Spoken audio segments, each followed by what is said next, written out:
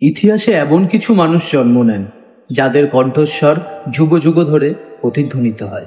আজকের গল্প সেই মহামানবের, যিনি বলেছিলেন, তোমরা আমাকে রক্ত দাও, আমি তোমাদের স্বাধীনতা দেব। তিনি হলেন আমাদের সকলের প্রিয় নেতাজি সুভাষচন্দ্র বসু। 1897 সালে 23শে জানুয়ারি কটকের এক সাধারণ বাড়িতে জন্ম নিল এক অসাধারণ শিশু, সুভাষ, যিনি ছোটবেলায় মাকে বলেছিলেন, আমি বড় হয়ে দেশের জন্য কিছু করব। ইংল্যান্ডে ICS পাশ করেও চাকরি ছেড়ে দিলেন তিনি শুধুমাত্র দেশের জন্য। তারপর জাতীয় রাজনীতিতে তার পদার্পণ।